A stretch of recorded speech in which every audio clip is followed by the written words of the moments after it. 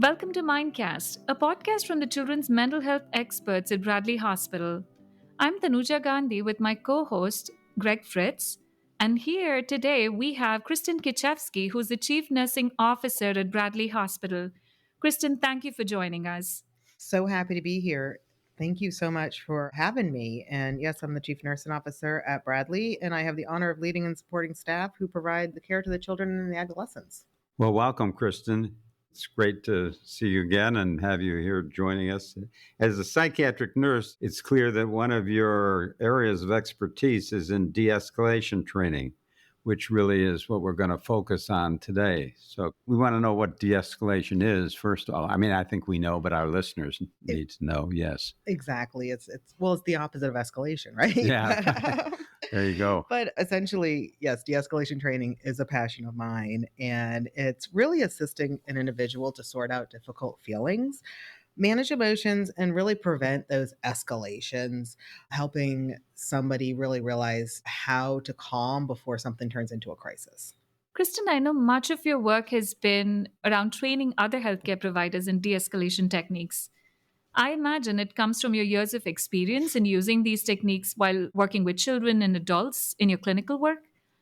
What can you share with us today about the techniques you've learned and used and what really works? De-escalation is really helping others maintain control over their emotions before they reach a level where their emotions become either emotionally harmful or physically harmful. So it's not really about telling someone what to do, how to think, or how to behave, but it's about meeting somebody where they're at and helping them process their feelings in a way that's meaningful and positive to them. So I always like to start with that, right? Like, what is the purpose of really that de-escalation and helping somebody calm down? A big part of de-escalation is really recognizing an escalation before it happens. Sometimes when people get very upset or very emotional, they could put themselves in a crisis situation that could put them or somebody else in harm's way. And so we really want to prevent that and recognize what that looks like to each individual before they reach a point. And so sometimes we would do this in the hospital setting where we're just getting to know somebody by saying, like, tell me what it looks like when you get upset. Does your face get red? Are you tapping your knee? Do you start pacing? We really, upon admission, ask those questions of the child or the caregiver so we can really help people as soon as possible. And then I also like when I'm teaching to ask people to think about a time where they were really upset or really angry and how well they were able to absorb information. Because I think putting yourself in that place helps you understand what somebody is going through when they're escalated. And it really changes your approach to the situation. I'm hearing that de escalate a situation, you have to identify the reason Yeah. that's leading to the escalation. I'm assuming you know my next question. What do you think are the most common reasons for escalation? But before we even get to that, I'm wondering, in your experience, do you think it looks different in children and adults? Whatever we are describing as escalation, what does that look like? It can look different and it can look the same. I mean, people get frustrated, people shut down. It can start with somebody losing eye contact, somebody visibly maybe having their heartbeat, somebody getting restless, somebody disengaging from a conversation, suddenly getting quiet, somebody getting into somebody else's space, almost trying to provoke a response. These are all things that we would see in children and adults.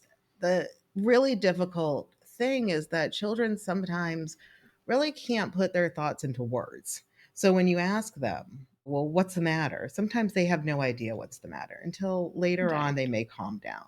And that really leads to some of these causes of why people get upset. So, just to be clear, that this is meat and potatoes for a psychiatric hospital and an inpatient, but it's also relevant to what goes on at home, right, with parents and kids. So, when we're talking about the hospital, we can also use those tactics for dealing with our children or, in some of our cases, our grandchildren. Absolutely. And our goal in the hospital settings is not to use techniques that would not work at home. We want to help Yeah. families really build the skill and help children build the skill. So, one of the things we really go to as an identified reason, we call it HALT. Are you hungry? Are you angry? Are you lonely? Are you tired? A lot of times after someone gets upset and they calm down and we ask them, like, what was going on right then? And they were like, I was really hungry and I didn't know how to ask, or I didn't think I could have something, or everybody was over there talking without me. So, kind of getting to know your child or your grandchild or your patient and trying to see what do those cues look like for them. And then really trying to identify, and sometimes it's later. Sometimes we're identifying that later because it's really hard to talk about why you're upset while you're upset. But a lot of times the reasons are going to be something's unfair or unjust. Something is perceived to be not the same for me as it is for somebody else. And I don't know how to deal with that. I don't understand it. Or it could be a sensory input that's really agitating. And this is really huge for people who are nonverbal, or for our kids who may not be able to put into words what's going on. Maybe they don't have the skill yet, or they just don't have that internal feeling to say what's going on. And so this could be as simple as the room's too loud, it's too Mhm. cold, I'm too hot. Hunger is another sensory input. And so really trying to identify what those causes are is really important. I was thinking about one of the things you mentioned being loneliness. What we've seen in the families we take care of in the hospital during the pandemic and post pandemic is there's just a new dimension of loneliness with like a lack of socialization or limited opportunities to socialize during the pandemic. And these children, they fell behind not just in like social interaction with peers, but also in education, school being another source of that opportunity for socialization. That coming out of it, there is a certain amount of loneliness that you carry with you from that experience of the pandemic. And families have struggled with both their own experience of loneliness from the pandemic and what their children are experiencing. Escalation, as in the episodes of escalation that have happened, or the episodes when you see a child vulnerable and crying or in need of more reassurance, have looked so much different because the needs have been very different.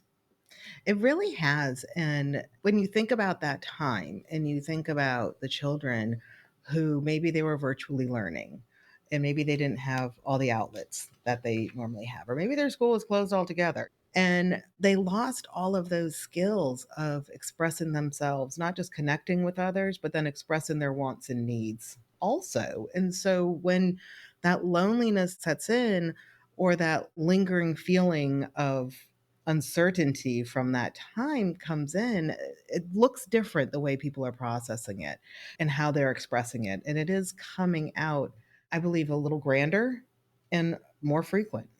And going back to your de escalation techniques, when you're trying to calm someone down, you're helping them in that one episode, but understanding the reason then highlights the need to keep doing it or keep supporting them so the escalation continues to be managed and gets better. It's all about building skills. It's all about building skills. And every time we work with somebody and we help them through any sort of difficult period that they're having, we hope that something about that experience resonates. And we may have to do the same thing over and over again. And this is so difficult as a parent. You're trying that same technique over and over and over again. And then, just it's okay. Let's talk about it. Tell me what's going on. And then finally it catches. And then all of a sudden, somebody is able to come to you and say, let me tell you what's going on. So it's a little bit of a quicker de escalation, or people are learning how to self manage their own emotions. But our ability as caregivers, as parents, as clinicians to really approach somebody who's upset, sad, agitated, escalated in a really steady, calm, non judgmental manner and really provide that validating support is what the children need to really be able to build their skills and grow. I was thinking this past weekend, I was helping my stepson take care of his 3-year-old. We were together, these two guys were putting this 3-year-old little girl to bed, and she wanted to read a book that she's read. Apparently, she's wanted to read it every night for the last month or something. And so he was sick of it. He said, we're not going to read that tonight. We're going to read something else. Well, she wanted to read the book, and it's escalating. And he found himself getting irritated. And who hasn't been there, right? And I'm sitting there thinking, let's see, I'm the grandfather, so I better keep my mouth shut. Well, fortunately, my son-in-law, a light bulb went off, and he said, forget it, we're going to read the book, come on. And that de-escalated the whole thing. When you mentioned keeping yourself from escalating yourself is a good de-escalation technique. That reminded me of that episode. Absolutely. I mean, people take their cues from the safe person who's near them. So she was taking her cues, and the situation is going to keep building. He's upset. I'm upset. He's upset. I'm upset. Oh, he's not upset anymore. Yeah. We also call sometimes avoiding the power struggle. There's a big difference between giving in and meeting somebody where they're at with their needs. When I always say, like, we're not going to give in, there's no winners or losers here. These are children that are trying to grow. So there's a difference between avoiding a power struggle, identifying a need, and meeting somebody where they're at, and that old thought of, I'm not going to give in. So what happens if you do everything right, but it still doesn't work? Well, you listen to a podcast. No. We really want to identify what the individual needs in that moment. Sometimes it's validation. Sometimes we're going to bring somebody who's lost control back down with some real, just good old fashioned validation. And sometimes we say we validate the valid, but sometimes we really just restate and clarify. There's all these like terms that we use in the hospital, but basically we all know what this looks like, right? You're really upset. That really angered you. And then give a nice pause and let them say, yes, it did. Why did that anger you? What happened? Tell me about it. I bet you thought that was unfair. Little techniques, right? Where we're restating and validating and hearing. If somebody is in a place to do that, that is just an amazingly powerful tool. But equally powerful is using silence. Sometimes somebody just needs to get it out. Sometimes people need a good cry and a scream, and sometimes we sit and listen. I've done that plenty of times as a nurse. I've done it plenty of times as a mom and an aunt, actually, and what have you, just sit and listen and wait for them to get it all out. Do you feel better? Okay. Do you want to talk about it? Do you want to go for a walk? Do you want to go outside? Like, what should we do now? And then wait until they're in a good spot to talk about it further. And we already talked about avoiding the power struggle, and that is just really, really huge. A power struggle when somebody feels like they've lost control and when somebody's emotions are not in their control is only going to increase their desire to regain control. So I was thinking while you were talking about the power struggle, sometimes we've seen how adults try to match the tone of the child who can be very persistent and loud in wanting to get their needs met or is basically upset or escalated as we're talking about. I'm not sure that really works if we're trying to ask the child to calm down while we're ourselves raising our voice and basically matching. That is so true. And it kind of goes back to that technique when I'm teaching. And I say, think about when you're upset. If I'm really stressed out and anxious and somebody goes, relax, am I going to relax? I'm not. I'll tell you that. And if somebody's yelling at us, do you instantly decide, wait, I'm upset. And now you're yelling at me and I'm upset? Children are us. We all have patterns of emotion. We don't want to expect more from our children than we could do ourselves, So it's fascinating when we stop and think about it like that. Well, wait a minute. If that was that important to me and I was that upset, what would somebody yelling at me to calm down do for me? Oh, that's such wonderful advice. I found myself, when working with children, sometimes found myself stuck in a corner saying, okay, what other trick do I have in my bag to make a breakthrough here and tell this child I'm listening? But sometimes it's just hard. And we've all been in that position where you feel like, yeah, this situation didn't go very well, where parents feel terrible about the interaction with the child, or the child feels terrible about having a meltdown, or basically yelling and screaming and being escalated. In our work here, we teach children how to do repair around an episode that they feel bad about later on. And that's everyone, right? Parents, children, everyone. You can have this episode where you lost control and you feel really bad about it after. Do you have any examples or ideas of how this repair work can be done when families are working with kids at home? Oh, absolutely. And, repair is so important, like you said. How do I reconcile it with myself and do that apology? And sometimes the apology doesn't look like I'm sorry. We're not all able to bring ourselves to that point sometimes. And sometimes the child's not sorry. Just the way I'm sure everybody listening can remember a time, maybe they weren't that sorry, but repair is still important to move on.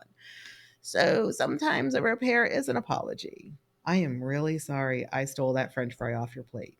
Or I'm really sorry that I hid your doll and got mad at you and yelled, or whatever they're sorry about. Sometimes that works really well. Sometimes it works equally as well to write a letter or draw a picture. Sometimes it works equally as well to say, well, I really feel bad about that. How do I move on? It's like, well, you know what? Maybe I would like it if you would bake some cookies with me. That would make me feel good. Would that make you feel good too? Would that close this out? And so there's all sorts of different things. But I think that what's really important is allowing the child the space to recover from the episode, because what we don't want to happen is that resonating feeling where they start thinking that these instances where they are having difficulty managing their emotions define them and define how people see them. So it sounds like repair is more of a reflection on the situation, Yes, identifying how you felt in it, identifying those emotions which were very difficult. And if there's another party involved, one way to do the repair would be to apologize. But otherwise, having a discussion about how we can get past what happened would be repair work. that's all repair work. Absolutely. And it always depends on the age of the kid as to what you can do. So the 13-year-old can do is so different than what a 6-year-old can do. It's so true. And it has to be meaningful to them as well. Right. I've had kids, Dr. Fritz, who've said, I don't find any need to go apologize to this other kid who was so mean to me. I think I'm totally justified. What do you do in those situations? How do we do repair then? Well, on the units, what we would do is get them some sort of activity that may bridge it. Because, yes, okay, I get it. We're going to still work on that. But maybe in the meantime, we will work on this skill that may help the situation when it happens next time. Or, no, you were really upset. And so you tore their papers and threw them all over the hallway. And then somebody had to come by and clean it up.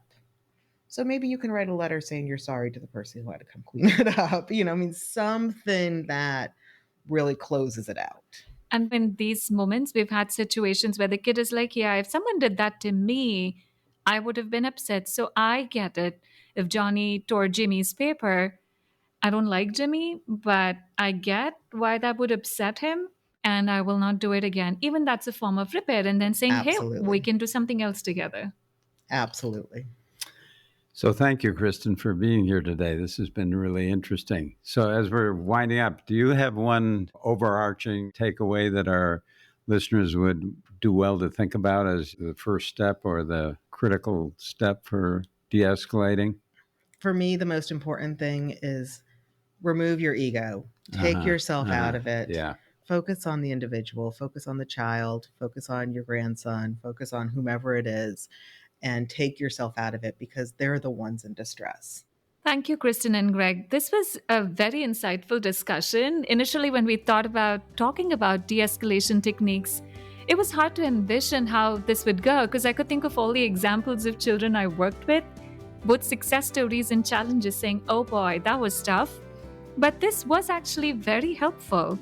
And for our listeners, if you found today's episode interesting, please check out our other podcasts at www.bradleyhospital.org/podcast. Please share it with your friends and do send us some feedback.